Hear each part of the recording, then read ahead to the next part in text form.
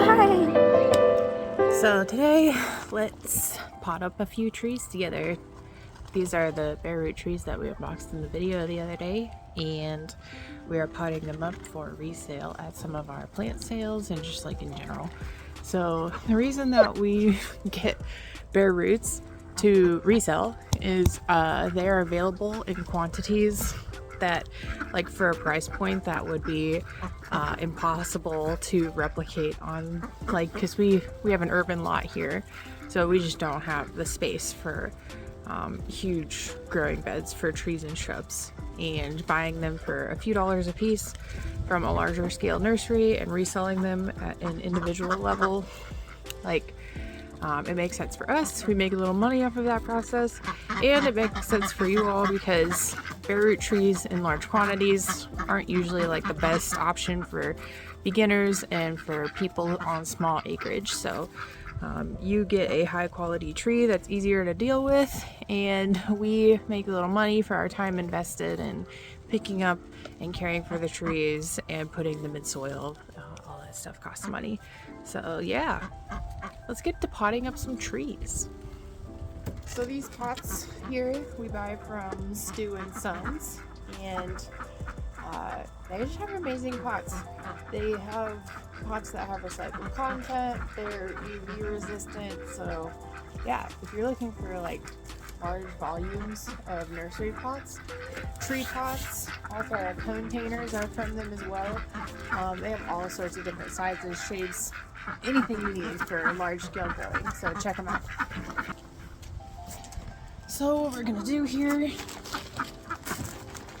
take our, let's see, I think this is chokeberry.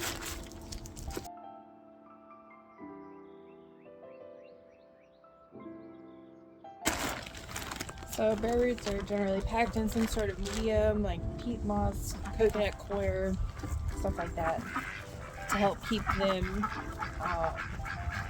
from drying out during the shipping and transportation process. We never really want air or too much light to impact the roots. And these roots look amazing, nice and moist. Alright, so whenever we're potting plants, trees and shrubs especially, we don't really want to bend roots, and this is the case if you plant them in the ground or if you're planting them in a pot. So you see these guys are going to protrude past the bottom of the pot once planted, so I'm going to go ahead and cut them.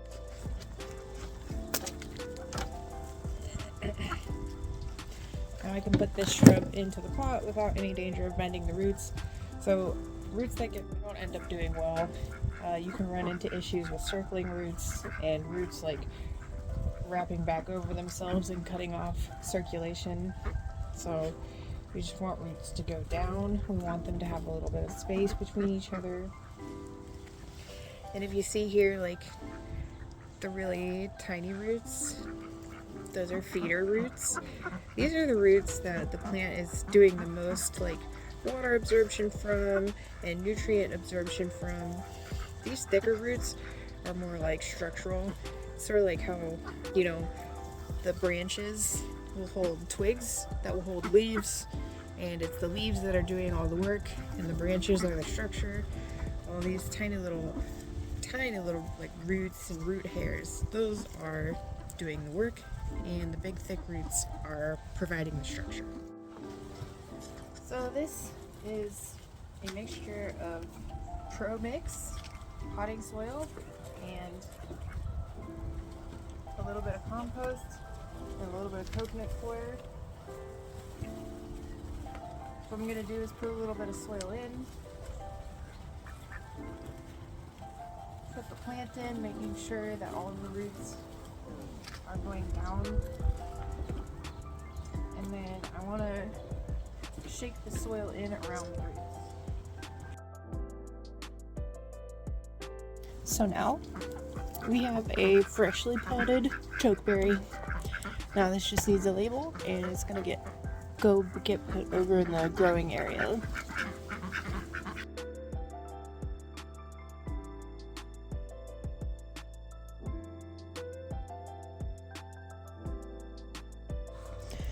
So this is our nursery area where we are storing the potted plants once they are potted. So we've got some other stuff going on here, a few different types of ferns, some Dutchman's breeches, basically the other stuff that you saw in the unboxing video the other day. So the reason we are keeping them in the shade is it's good to kind of let them just chill after they've been through a traumatic event like being repotted. If you think about it, for a plant, it's kind of a big deal to get dug out of your spot and then put in a different spot and then put in a completely different location.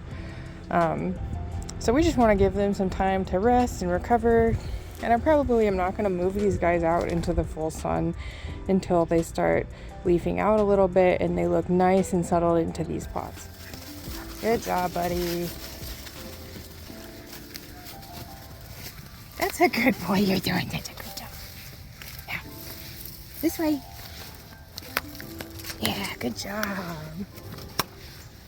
Good job, kiddo. Yeah. You're a good baby. You're a good baby.